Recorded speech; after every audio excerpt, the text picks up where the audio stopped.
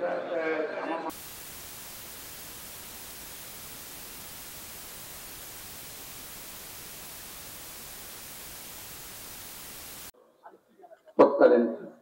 সরকারের উদ্দেশ্যে দায়িত্ব পালন করেন। তিনি 2020-21 বন্ধু বৎসল নেপাল মানুষ হিসেবে তার পরিচিতি ছিল।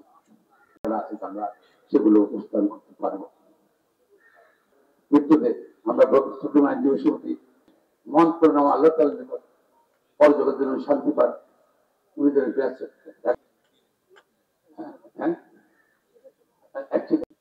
তার আগামী মাননীয় প্রধান বিচারপতি আইন জগতের একজন শিক্ষক হিসেবে পাইনি এবং বিষয় হচ্ছে যে আল্লাহু আকবার।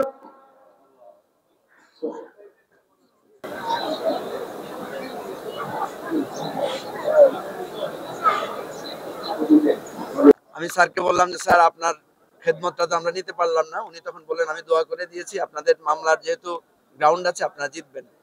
তো সর্বশেষ ওনার সাথে আমার দেখা হয় চিফ অ্যাডভাইজারের অফিসে। উনি বসে বসে নামাজ পড়ছিলেন। পরে আমাকে জড়িয়ে ধরে আমি শুধু বলেছিলাম স্যার আপনি এই বয়সে অনেক স্লিম আছেন, আজকে খুব কষ্ট লাগছে যে এরকম একটা মানুষকে আমরা হারিয়ে ফেলেছি। তার মৃত্যুতে সকল জুনিয়র এবং সিনিয়র আইনজীবীরা অত্যন্ত শোকাহত। আমি নিজেও ব্যক্তিগতভাবে শোকাহত। আল্লাহ তাআলা তাকে ব্যস্ত নসিব করুক। আমি মনে করি তার যে অকাল মৃত্যু, এই মৃত্যুতে জাতির যে ক্ষতি হয়েছে, দেশের যে ক্ষতি হয়েছে, আইন অঙ্গনের যে ক্ষতি হয়েছে, এই ক্ষতি অপূরণীয়।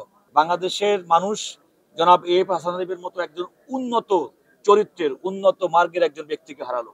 তার এই অভাব, তার এই মৃত্যু আমাদের জাতির জন্য অত্যন্ত, আমি মনে করি অত্যন্ত বেদনাদায়ক। আমরা তার এই অভাব কত তাড়াতাড়ি পূরণ করতে পারবো জানি না, তবে জাতির শ্রেষ্ঠ সন্তানদের মধ্যে, সিনিয়র নাগরিকদের মধ্যে জনাব এএফ হাসান হাবিব ছিলেন অন্যতম। কত উন্নত মানের ব্যক্তিত্ব এবং প্রকৃত শিক্ষিত, এটাই তার প্রমাণ। এবং এই যে শিক্ষিত এবং এই যে উন্নত মানের লোকদের বিদায় আমাদের সমাজের জন্য একটা দুর্ভাগ্য এবং শূন্যতার সৃষ্টি।